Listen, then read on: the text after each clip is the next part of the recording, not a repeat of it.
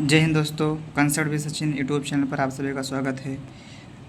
UP TET के CDP आज हम पढ़ेंगे जीन पियाजे। यानी जीन पियाजे ने संज्ञानात्मक विकास का सिद्धांत दिया, यानी संज्ञानात्मक विकास के जनक माने जाते हैं। जीन पियाजे का जन्म स्विट्जरलैंड में हुआ था। जीन पियाजे की 4 चरण या अवस्थाएं हैं। इन्होंने बताया 4 चरण या अवस्था बताया था। यह 4 अवस्था सार्वभौमिक होता है। इन्होंने बताया कि यह 4 जो अवस्था होती है यह सार्वभौमिक होती है। जीन पियाजे ने बताया था कि जो 4 चरण होती है सार्वभौमिक होता है। यह पेपर में बार बार पूछा जाने वाला प्रश्न है कि 4 चरण या अवस्था है यह क्या है, तो यह सार्वभौमिक होता है। विकास चारों अवस्थाओं से होकर गुजरता है। विकास जो होता है इन चारों अवस्थाओं से होकर गुजरता है। अवस्था या चरण पहली चरण है जिसे हम कहते हैं जन्म से 2 वर्ष या 0 से 2 वर्ष, जन्म से जो 2 वर्ष मानते हैं संवेदी परक अवस्था, यानी संवेदी गामक अवस्था भी कहा जाता है या संवेदी परक अवस्था भी कहा जाता है। जो 2 से 7 वर्ष होती है पूर्व सक्रियात्मक अवस्था होती है। 2 वर्ष से 7 वर्ष की अवस्था को हम पूर्व सक्रियात्मक अवस्था कहते हैं। इसी प्रकार 7 से 11 वर्ष की अवस्था को हम मूर्त सक्रिय अवस्था कहते हैं। 11 से 14 वर्ष की आयु, जब बालक 11 वर्ष से 14 वर्ष के आयु तक होता है तो अमूर्त सक्रिय अवस्था होती है। यह फैक्चुअल क्वेश्चन पूछा जा सकता है कि अमूर्त सक्रिय काल या अवस्था कितने वर्ष से कितने वर्ष तक होती है, तो 11 से 14 वर्ष तक। मूर्त सक्रिय अवस्था कितने वर्ष से कितने वर्ष, 7 से 11। पूर्व संक्रियात्मक अवस्था कितने वर्ष से कितने वर्ष, 2 से 7 वर्ष। संवेदी गामक अवस्था, संवेदी परक अवस्था जन्म से 2 वर्ष मानते हैं। संवेदी गामक अवस्था यानी संवेदी गामक अवस्था के अंतर्गत किस प्रकार से प्रश्न बनेंगे पेपर में, आइए हम जानते हैं कि कैसे कैसे पेपर में प्रश्न बनेंगे। जैसे जन्म से 2 वर्ष तक संवेदी गामक अवस्था कब से कब तक मानी जाती है, जन्म से 2 वर्ष तक मानी जाती है। इस अवस्था के दौरान 2 वर्ष तक के बच्चे अपनी इंद्रियों के माध्यम से सीखते हैं, जैसे आँख, नाक, कान, त्वचा। यानी जब इस अवस्था में यानी कि संवेदी गामक अवस्था में बच्चे जो होते हैं वह अपने इंद्रियों के माध्यम से सीखते हैं, जैसे आँख, नाक, कान, जीभ, त्वचा, इनके माध्यम से सीखते हैं। इसे हम संवेदी गामक अवस्था कहते हैं। इसमें गामक क्रियाएं जो होती हैं जैसे चूसना, पकड़ना, खेलना, लिखना, ये सब क्या होती हैं, गामक क्रियाएं होती है। प्रतिवर्ती क्रियाएं इसी संवेदी गामक अवस्था में होती हैं। प्रतिवर्ती क्रिया करता है, अस्थानिक अनुकरण करता है, जैसे जो चीज़ें सामने नहीं है उसका अनुकरण करता है। अनैच्छिक क्रियाएं करता है बालक, इसको आप लोग ध्यान रखिएगा। इसमें बार बार प्रश्न बनने वाला है कि प्रतिवर्ती क्रियाएं बालक किस अवस्था में करता है, संवेदी गामक अवस्था में करता है। अस्थानिक अनुकरण बालक किस अवस्था में करता है, तो संवेदी गामक अवस्था में करता है, यानी कि जो चीज़ें सामने नहीं होती है उसका भी अनुकरण करता रहता है बालक। अनैच्छिक क्रियाएं बालक किस अवस्था में करता है, संवेदी गामक अवस्था में करता है, इसको आप लोग ध्यान रखिएगा।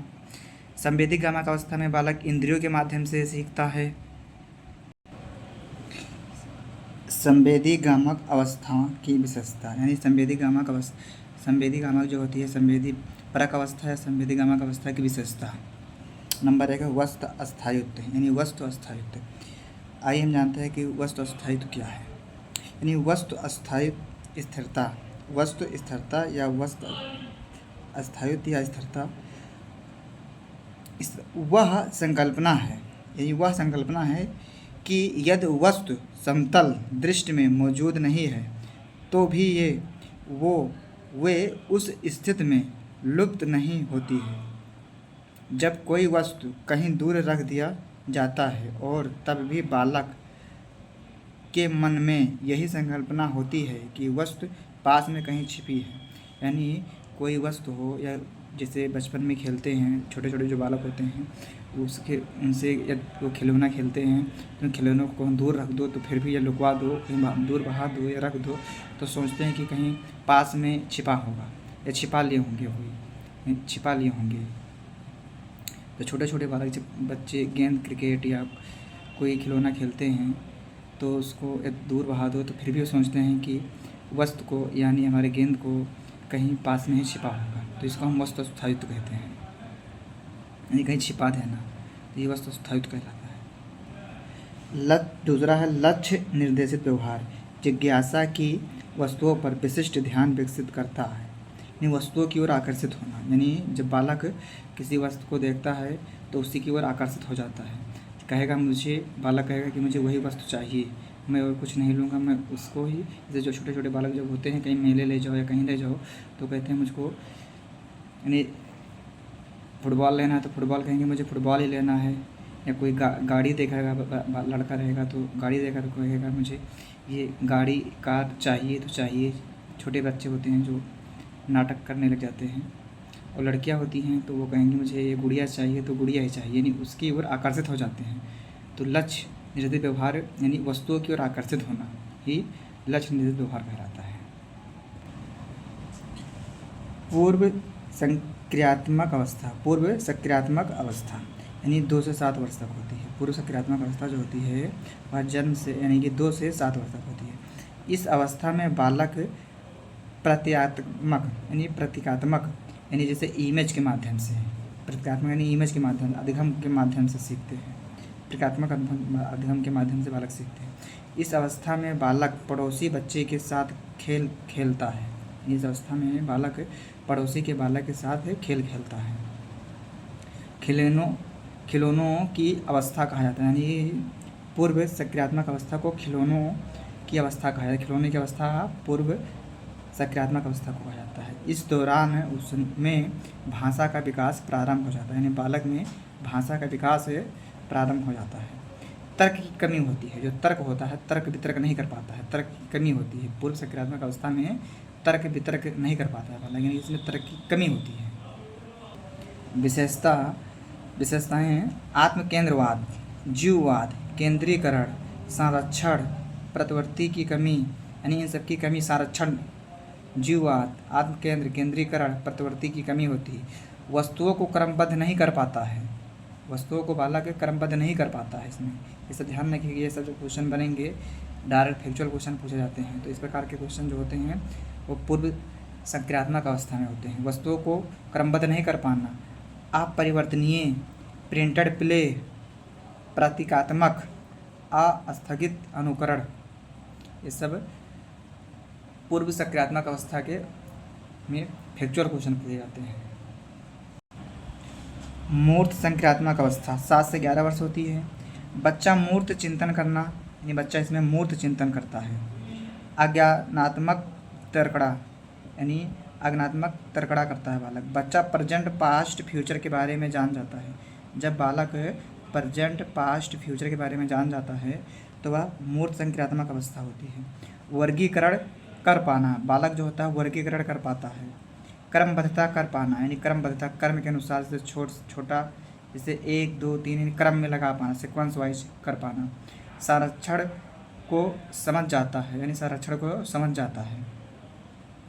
प्रतिवर्ती करने में सक्षम, उल्टा करने में सक्षम हो जाता है। प्रतिवर्ती करने में, उल्टा करने में बालक सक्षम हो जाता है, कर लेता है अच्छे से। चौथा है औपचारिक सक्रियात्मक, यानी 11 प्लस आयु, यानी 11 से 14 यानी 11 प्लस आयु जो होता है, बच्चा मूर्त चिंतन करना प्रारंभ कर देता है। इसमें बालक अमूर्त चिंतन करना प्रारंभ कर देता है। बच्चा समाज के नियमों के बारे में सोचना प्रारंभ करता है। बालक समाज के नियमों के बारे में सोचना प्रारंभ करता है। निगमनात्मक तर्कड़ा करता है। यह संज्ञान की सर्वोच्च अवस्था है। कल्पना में खोया रहता है। परिकल्पित स्थित रहती है। समस्या समाधान होता है। जब बालक अमूर्त चिंतन करे, निगमनात्मक तर्कड़ा करे, सर्वोच्च अवस्था होती है, कल्पना में खोया रहे, समाज के नियमों के बारे में जान जाए, तो औपचारिक सक्रियात्मक अवस्था होती है। जीन पियाजे ने प्रतिपादित किया कि बच्चे की सोचने की प्रक्रिया वयस्कों से गुणात्मक रूप से भिन्न होती है, यानी कि जो बच्चे की सोचने की क्षमता होती है वह गुणात्मक रूप से भिन्न होती है।